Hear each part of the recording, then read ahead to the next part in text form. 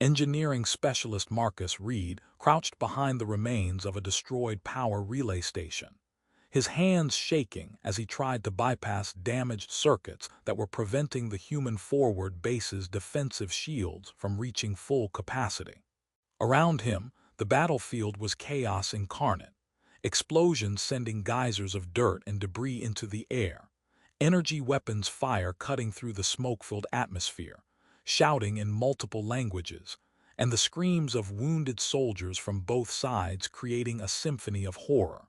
This wasn't where Marcus was supposed to be. He was an engineer, not infantry.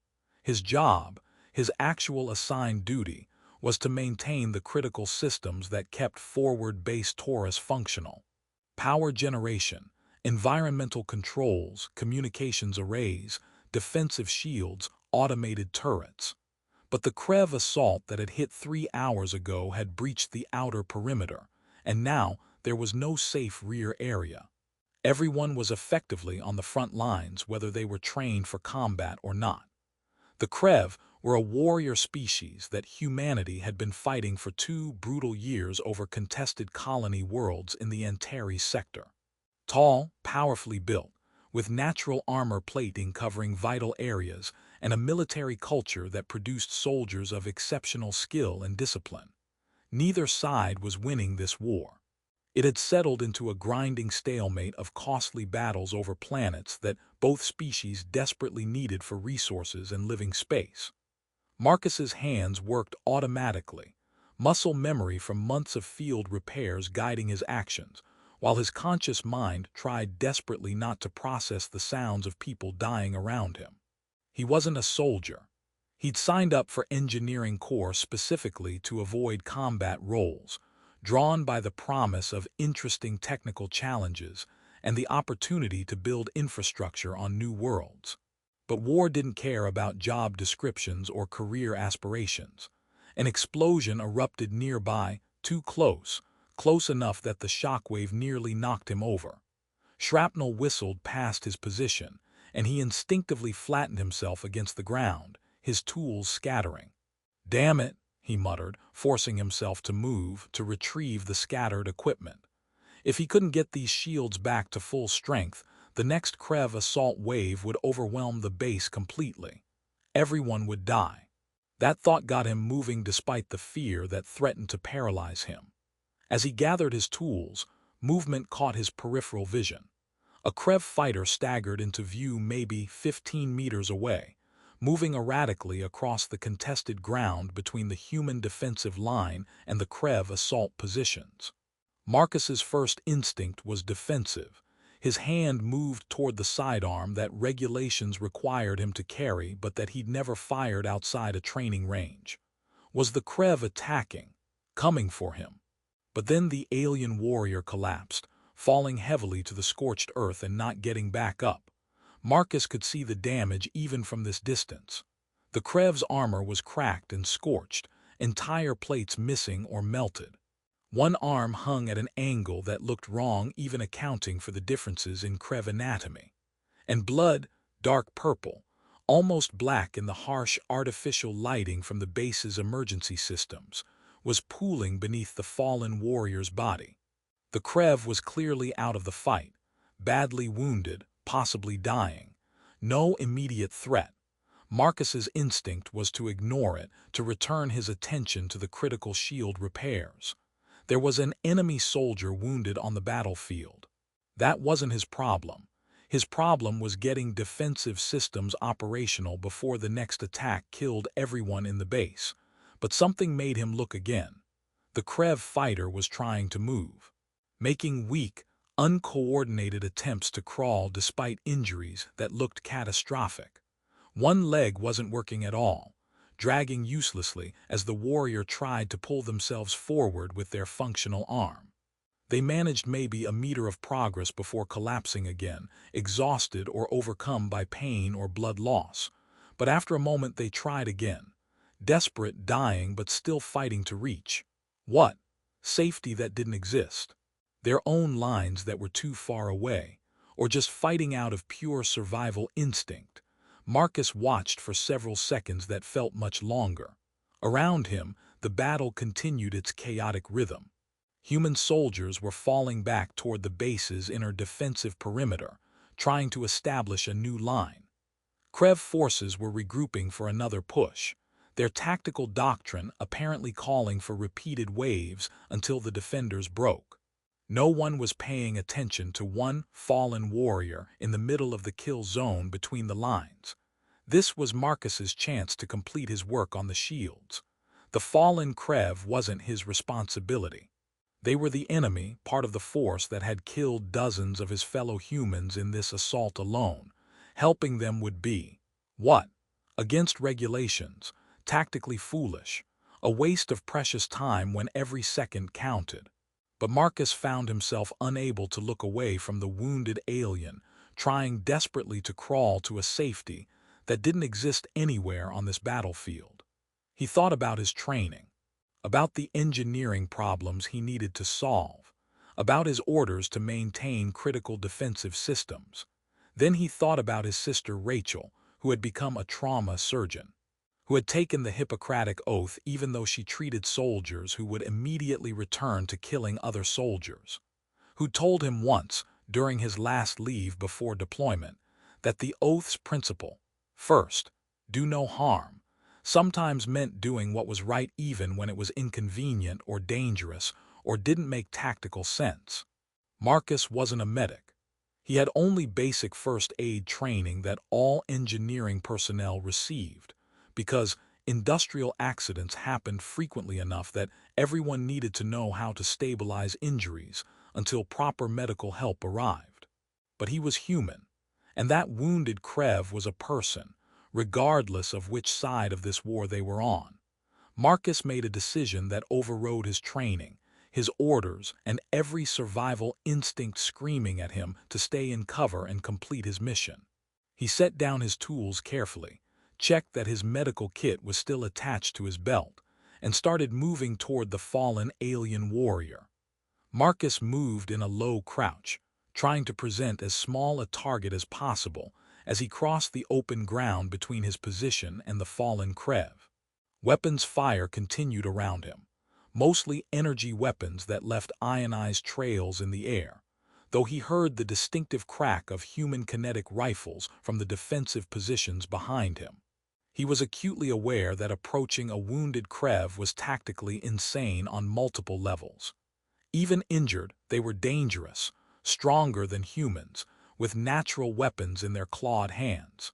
And other Krev forces might see him as a threat and target him specifically, or mistake his movement for an attack on their wounded.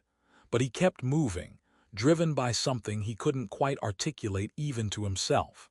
Compassion. Morality. The simple inability to watch someone die when he might be able to help. When he reached the fallen Krev, he could see the extent of their injuries more clearly, and his stomach clenched at the damage. Severe burns across their torso where armor plating had been melted and fused directly to flesh beneath. A compound fracture in one leg, bone actually protruding through torn tissue and the remnants of armor. That damaged arm that he'd noticed from a distance, hanging at an angle that suggested the shoulder joint was completely destroyed. And the blood loss. So much blood, creating an expanding dark pool on the ground, the alien's life literally draining away. The Krev was conscious but barely. Their breathing was labored and shallow, the kind of breathing that Marcus's first aid training had taught him indicated severe trauma and shock. When they registered Marcus's presence, their functional hand moved weakly toward a weapon that was no longer there, lost somewhere during the fighting. "I'm not going to hurt you," Marcus said, even though his translator implant probably wasn't working properly in all this electromagnetic interference, and the Krev almost certainly couldn't understand standard anyway. "I'm here to help, try not to move, okay?" The Krev made a vocalization, a harsh, clicking sound that might have been words in their language, or might have been just pain and fear. Their eyes, large, golden, with horizontal pupils that gave them excellent peripheral vision, fixed on Marcus with an expression he couldn't quite read. Confusion, fear, resignation to death. Marcus assessed the injuries with his limited medical knowledge. He wasn't a medic, but engineering personnel received enough training to handle industrial accidents. The immediate life threats were blood loss and shock.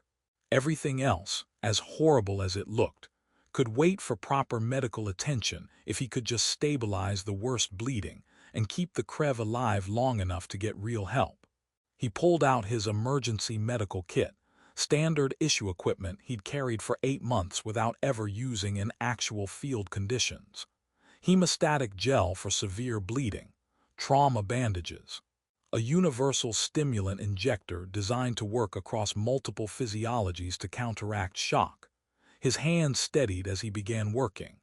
There was a problem to solve here, a concrete, immediate challenge that he could address through direct action. That was familiar territory, even if the specifics were medical rather than mechanical.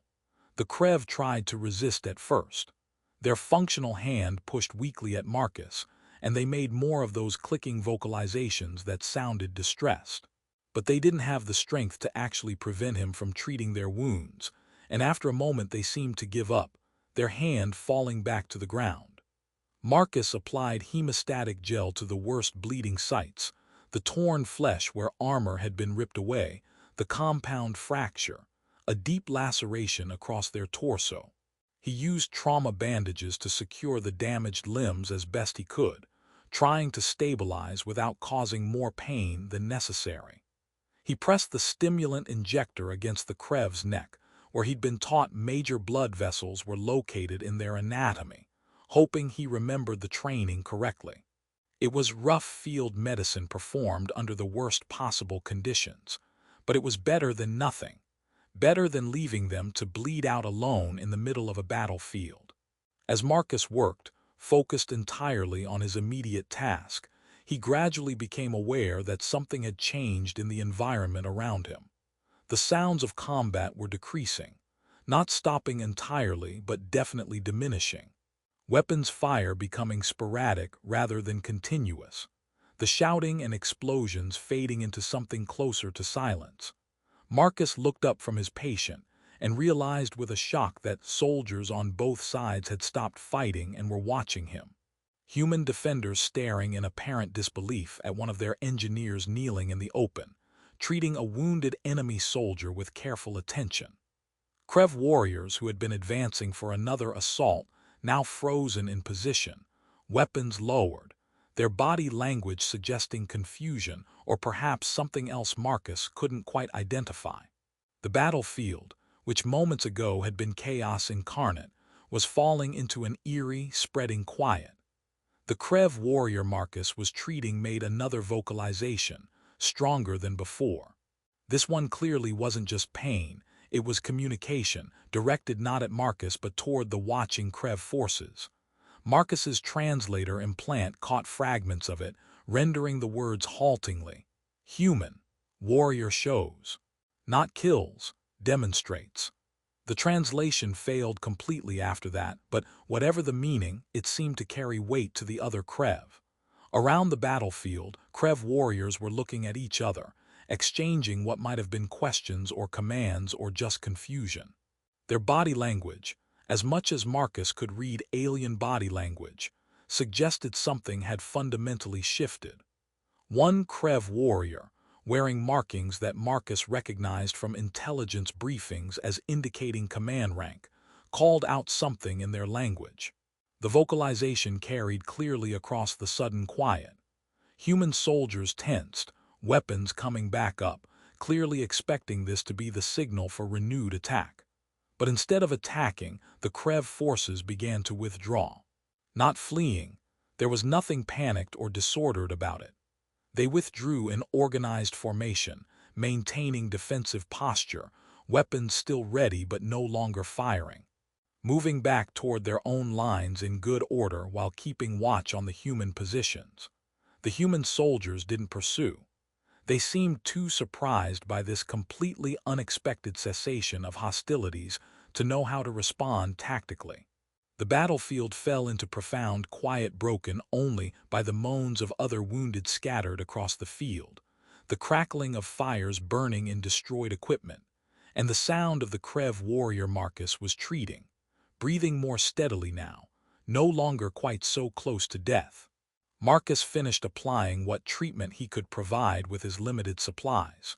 The Krev's bleeding had been controlled. Their breathing had stabilized somewhat. They were still severely injured and would need proper medical care soon, but they were no longer in immediate danger of bleeding out. "I've done what I can," Marcus said quietly, knowing the Krev probably couldn't understand him but needing to say something. "You need real medical attention. Your people, they're pulling back. Can you signal them somehow?" The Krev made a deliberate gesture with their functional hand, a complicated motion that meant nothing to Marcus, but which seemed purposeful rather than random. Within perhaps 30 seconds, two Krev warriors separated from the withdrawing force and began moving slowly toward Marcus's position. They weren't attacking, just approaching carefully, weapons slung rather than ready. Marcus stepped back, giving them space, his heart pounding as he realized he was suddenly within easy-killing distance of enemy soldiers who would have every reason to hate humans after 2 years of brutal war. But the Krev warriors didn't attack him. They didn't even threaten him. They moved to their wounded comrade and carefully, almost gently, lifted them between them, supporting the injured warrior's weight. One of them, the larger of the two, looked directly at Marcus. The alien's golden eyes held his gaze for several seconds, and then they made a vocalization that Marcus's translator struggled with before rendering as something that might mean debt, or Marcus returned to the human defensive perimeter in something close to a daze, barely registering the stares and whispered conversations from the soldiers he passed. His uniform was soaked with purple-black Krev blood. His hands were shaking again, though whether from delayed fear or adrenaline crash he couldn't tell. He needed to get back to those shield repairs. The battle had stopped, but that didn't mean it wouldn't start again. He had a job to do. He'd retrieved his tools and returned to the damaged power relay when his commanding officer found him. Captain Alina Williams was a career military officer, 15 years in uniform, 3 deployments before this one, decorated for valor and tactical excellence. She'd always treated the engineering corps with barely concealed disdain, viewing them as support personnel rather than real soldiers. She approached with an expression Marcus couldn't quite read. Not anger exactly, but not approval either. "Reed, what the hell did you just do out there?" "I provided emergency medical assistance to a wounded combatant, sir," Marcus said, defaulting to formal military language because he genuinely didn't know if he was about to be commended or court-martialed. That was a Krev warrior, an enemy soldier actively engaged in assaulting this base. "That was a person who was bleeding to death, sir. I had medical supplies and basic first aid training, so I helped." "You stopped working on critical defensive systems, shields that we desperately need if they attack again, to help an enemy soldier who would have killed you without hesitation if your positions were reversed." "Yes, sir," Marcus acknowledged, because that was probably accurate even if it felt uncomfortable to reduce the situation to such stark terms. Captain Williams studied him for a long moment, her expression unreadable. Then something shifted, her rigid military bearing relaxing slightly, her face showing what might have been grudging respect. "The Krev have requested a temporary ceasefire through the standard military communication channels. Formal request with proper protocols. They want to retrieve their wounded and dead from the battlefield, and they're offering us the same opportunity to collect our casualties." She paused, letting that sink in. "They've never done that before, Reed. In 2 years of fighting, the Krev have never once offered ceasefire for humanitarian purposes. Usually both sides just leave the dead and wounded where they fall unless tactical situation allows for safe retrieval. But now they're requesting formal temporary cessation of hostilities." "That's unexpected," Marcus said carefully. "They specifically mentioned you in their communication, said a human showed honor beyond combat or something like that. The translation was rough. Our linguists are still trying to get the exact meaning. But the point is, your little unauthorized humanitarian gesture apparently meant something to them." Williams's tone was complex, not quite approval but not condemnation either. More like an experienced officer trying to understand a tactical situation that didn't fit any of her training or experience. A temporary ceasefire. 6 standard hours for both sides to collect casualties and provide emergency medical treatment without fear of attack. Command is debating whether to accept, trying to figure out if it's legitimate or some kind of tactical deception. Do you think it's a trick, sir? Honestly, I don't know. But I was monitoring tactical feeds when you were out there helping that wounded Krev. I saw their assault forces stop. I saw their commander make the decision to withdraw rather than press the attack when we were vulnerable. She shook her head slightly. They had us, Reed. We were about to break. Our defensive line was collapsing, shields were down, we'd taken heavy casualties. They should have pushed through and taken this base. But then they saw you helping one of their wounded and everything changed. Marcus didn't know what to say to that. He'd acted on instinct and basic human decency, not with any thought about tactical implications or strategic consequences. Get back to work on those shields, Williams ordered, but her tone had lost its earlier edge. And Reed, what you did out there, I honestly don't know if it was incredibly stupid or incredibly brave. Maybe both. Command won't officially acknowledge it because it doesn't fit into any of our operational doctrines or tactical guidelines, but I'm acknowledging it. You might have saved a lot of lives today, on both sides. She left, and Marcus returned to his repairs, but he could feel the weight of eyes on him, soldiers watching with expressions that ranged from curiosity to confusion, to what might have been admiration or possibly resentment. Over the next 6 hours, the temporary ceasefire held. Both sides moved carefully across the battlefield, retrieving wounded and dead under the watchful eyes of the other side. The Krev honored the agreement completely. No repositioning for tactical advantage, no probing of human defenses, just the grim work of collecting casualties. Medical teams from both sides worked frantically to stabilize the wounded they recovered. The base's small medical facility was overwhelmed, but at least they had time to work without constant incoming fire threatening to collapse their triage areas. Marcus completed the shield repairs and moved on to other damaged systems. Communications arrays that had been knocked offline, power distribution networks that needed rerouting around destroyed nodes, automated defenses that required recalibration. He tried to focus on his work, to push thoughts about the wounded Krev and the unexpected ceasefire out of his mind. He had concrete problems to solve. That was comfortable. That made sense. But near the end of the 6-hour ceasefire period, Captain Williams found him again. A Krev delegation is approaching under white flag. They want to speak with our command staff. And Reed. She paused, her expression showing something like surprise or perhaps concern. They asked about you specifically, wanted to confirm that you were the human who helped their wounded warrior. I told them yes. What did they say? They said something that our translators are struggling to render properly. Something about honor and worthy opponents and cycles of violence being broken, and they indicated. Williams stopped, clearly uncertain how to continue. They indicated that this temporary ceasefire could potentially be extended, that there might be room for formal negotiations if both sides are willing to discuss terms. Negotiations. Marcus felt genuine shock. We've been fighting for 2 years. Multiple attempts at negotiation have failed. Why would they suddenly want to talk? Because apparently you reminded them of something they value. Something about honor in combat and showing mercy to defeated enemies. Our xenoanthropology specialists say the Krev have complex cultural values around honorable warfare, but we've never really understood what that means practically. Williams shook her head. I'm telling you this because you deserve to know. What you did out there, that simple act of stopping to help someone who needed it, might have just changed the trajectory of this entire war. Marcus thought about the wounded Krev trying desperately to crawl to safety that didn't exist, about his decision to help despite every rational reason not to.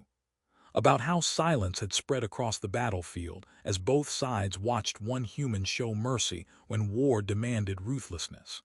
"I just saw someone who needed help, sir. I didn't think about bigger implications." "I know, that's probably why it mattered." The temporary ceasefire extended into a second day, then a third, as diplomatic channels opened that had been closed for 2 years of fighting. Marcus watched from the sidelines as command-level officers and civilian diplomats arrived at Forward Base Taurus to engage with Krev representatives in formal negotiations. He tried to return to normal engineering duties. There was always maintenance work that needed doing, systems that required optimization, damage from the assault that still needed repair. But normal didn't exist anymore. Human soldiers treated him differently now. Some with clear respect, approaching to thank him for potentially ending the constant combat that had defined their lives for months. Others with confusion, unable to understand why he'd helped an enemy. A few with barely concealed resentment, viewing his action as betrayal or weakness or dangerous naivety about the realities of war. Across the battlefield, Krev forces remained in their positions but ceased all aggressive actions. No probing attacks, no artillery fire, no attempts to gain tactical advantage during the negotiations. It was the longest period without active combat since the war had begun. On the fourth day of the ceasefire, Marcus was summoned to meet with the Krev delegation. He went with significant nervousness, unsure what they wanted from him or whether this was actually safe despite the supposedly neutral conditions of the meeting. Captain Williams accompanied him as both escort and witness, making clear through her presence that Marcus was under official protection. The meeting took place in a hastily constructed neutral structure between the two forces' positions, basically, a reinforced tent with adequate environmental controls and translation equipment. The Krev commander Marcus met was imposing in the way all Krev were, tall, powerfully built, with armor that looked more ceremonial than practical for this diplomatic context. She introduced herself as Commander Verath through a translation system far more sophisticated than the field implants. "You are the human called Marcus Reed, the engineer who helped Keth'rai despite having no obligation and considerable risk to yourself." "Yes, that's me. I saw someone who was badly hurt and I had medical supplies. I couldn't just leave them to die." "Why?" Verath asked with startling directness. "You were enemies engaged in combat. Keth'rai had been actively fighting your forces mere hours before you found them wounded. By any logic of warfare, you had every reason to ignore their suffering, or even to ensure their death to remove one enemy fighter from future battles. Yet you stopped critical defensive work to render medical aid. My people need to understand your motivation." Marcus struggled to articulate something that had felt purely instinctual in the moment. "Because they were hurt and I could help. It really wasn't more complicated than that. I saw someone suffering who would die without assistance, and I had the supplies and some training to provide that assistance. The fact that we're on opposite sides of this war didn't seem as important as the fact that they were a person who was dying." Verath studied him with those distinctive golden eyes that showed intelligence and calculation. "Among my people, we have a concept called thren'val, a word that doesn't translate cleanly into your language. It means something like the honor that exists beyond tactical advantage. Actions taken not because they serve strategic goals or provide immediate benefit, but because they embody principles that transcend the necessities of combat and survival. We have similar concepts," Marcus offered: compassion, mercy. The idea that some moral principles are more important than winning or gaining advantage. "Yes, but in war, these concepts are often forgotten or dismissed as weakness that enemies will exploit. You could have ignored Keth'rai. No one would have faulted you for prioritizing your mission over helping an enemy. Instead, you acted with thren'val, showing honor beyond tactical calculation, demonstrating values that exist even in the chaos of battle." Verath made a gesture that Marcus's translator indicated was a sign of respect among Krev. When our warriors witnessed what you did, a human stopping to help a fallen Krev despite having every tactical reason and strategic justification to simply allow them to die, it created profound resonance with our core cultural values. It forced us to reconsider our assumptions about your species. She paused, her expression thoughtful. For 2 years, we have fought humans over these contested worlds. Both sides have committed atrocities. Both sides have reduced the other to mere enemies to be destroyed or driven off. But your action, your demonstration of threvkash toward Keth'rai, reminded my people that humans are capable of honor that transcends immediate conflict. That compassion exists among your species, even in the worst circumstances of war. One person helping another shouldn't be that surprising, Marcus said quietly. But in war it is. War reduces everything to us versus them, to survival and victory at any cost. Your action broke through that reduction. It reminded my people that your species shares values we hold sacred, that honor and mercy and compassion exist among humans just as they do among Krev. Verath's tone shifted to something more formal. Keth'rai survived their injuries, largely because of your rapid intervention that stabilized them until our medical teams could provide full treatment. They have requested to meet you, to personally acknowledge the honor debt they now carry. Would you be willing to meet with them? Marcus agreed, driven by curiosity and a genuine desire to know that his impulsive decision had actually saved a life, rather than just delaying inevitable death. The meeting was arranged for the following day. Keth'rai was still recovering in the Krev medical facility. Their injuries had been severe enough that full healing would require weeks of treatment. But they were conscious, mobile enough for a brief meeting, and apparently quite insistent about meeting the human who had saved their life. Through the sophisticated translation system, Keth'rai explained in careful, measured words, "I was dying. I knew this with certainty. I had made peace with warrior's death. It is something we are taught to accept from youth. Then you came, human, enemy. Every reason existed for you to ignore me or even to finish what combat had begun. But you helped. You stopped my bleeding, stabilized my broken limbs, gave me the chance to survive until my people could retrieve me."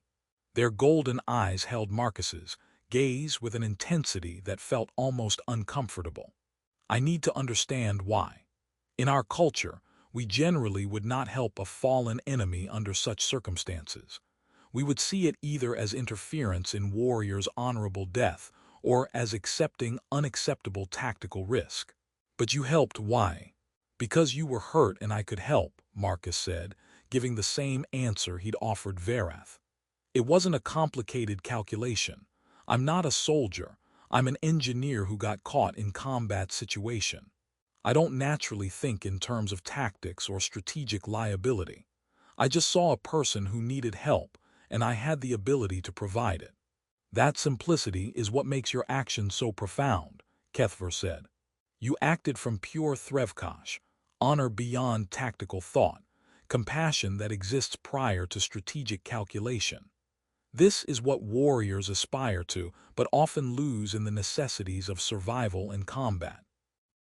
Over the following weeks, formal negotiations proceeded between human and Krev diplomatic representatives, facilitated by neutral mediators from other conquered species. Marcus returned to his engineering duties, but he was occasionally pulled into meetings to discuss the incident, what he'd been thinking, why he'd made that choice, what it revealed about human cultural values around mercy and compassion. The war didn't end immediately or completely.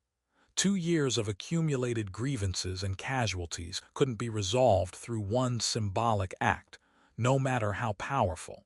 But the negotiations produced concrete results. Establishment of designated humanitarian zones where wounded from both sides could receive medical treatment without fear of attack. Protocols for temporary ceasefires to allow retrieval of casualties after major engagements. And most significantly, a framework for actually discussing the underlying resource and territory disputes that had sparked the war in the first place. 6 months after Marcus had stopped to help a fallen Krev fighter, he attended a formal ceremony marking the signing of the first comprehensive peace treaty between human and Krev forces in the Antares sector. It was limited in scope, applying only to this specific region of space, and requiring extensive verification mechanisms to ensure both sides honored their commitments. But it was actual, formal peace after 2 years of grinding warfare that had cost thousands of lives on both sides. At the ceremony, Commander Verath approached Marcus, engineering specialist Marcus Reed, the human who showed thren'val when simplicity and compassion mattered more than tactical advantage or strategic calculation. I want you to know that my people will remember your action.